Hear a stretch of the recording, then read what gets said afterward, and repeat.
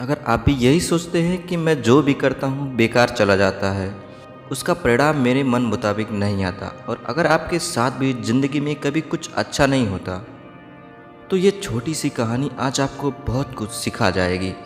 तो ये कहानी है एक लड़के की जिसका नाम है रोहित। रोहित ने बड़े उत्साह के साथ परीक्षा की तैयारी शुरू की, लेकिन वह टॉप नहीं कर पाया। इसकी वजह से वह बहुत उदास और निराश रहने लगा। वह अपने आप को असफल महसूस करने लगा। अब उसका पढ़ाई में पहले की तरह लगाव भी नहीं रहा। उसने अब पहले की तरह प्रयास भी करना छोड़ दिया था।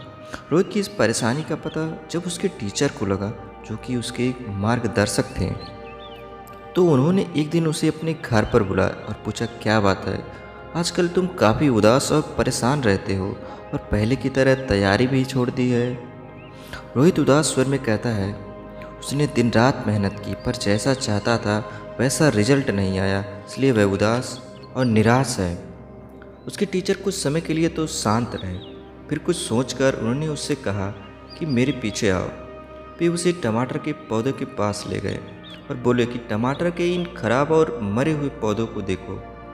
जब मैंने इन पौधों को बोया था तो मैंने बहुत मेहनत और पूरे दिल से इनकी देखभाल की थी। मैंने समय समय पर सही मात्रा में पानी दिया, खाद भी डाली और कीटनाशक का छिड़काव भी किया, पर फिर भी यह खराब हो गया। तब रोहित ने कहा, तो क्या इतनी सारी मेहनत, इतना पैसा और समय देने के बाद भी अगर जैसा रिजल्ट हम चाहते हैं वो ना मिल पाए, तो इतना सब कुछ करने का क्या फ़ायदा है। तब अध्यापक ने कहा, ऐसा नहीं है। फिर उन्होंने एक दरवाजे की तरफ इशारा करते हुए कहा कि अब एक बार ज़रा इस दरवाजे को खोल कर देखो।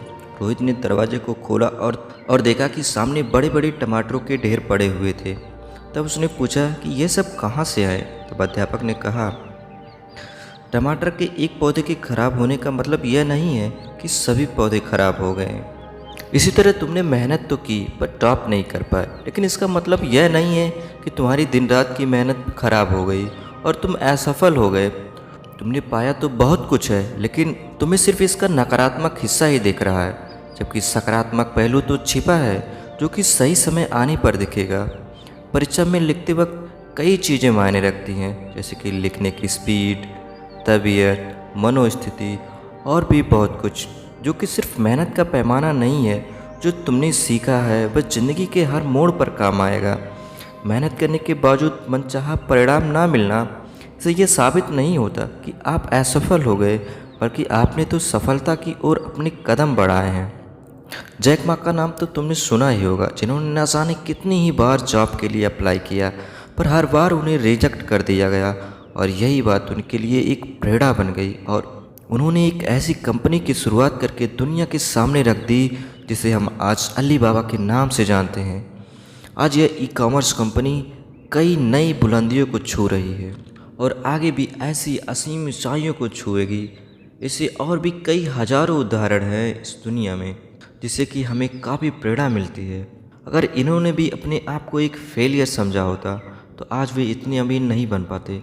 निराश होने की जगह यह सोचो कि तुमसे कहाँ चूक हुई और उस चूक को सुधारने की कोशिश करो। यह बात उन सब पर लागू होती है जो जीवन में कुछ करना चाहते हैं, लाइफ में आगे बढ़ना चाहते हैं। दोस्तों, जब रेस लंबी हो तो ये मायने नहीं रखता कि कौन कितनी तेज़ी से दौड़ रहा है, मायने तो यह रखता है कि कौन कितनी ज़्यादा देर तक दौड़ सकता है।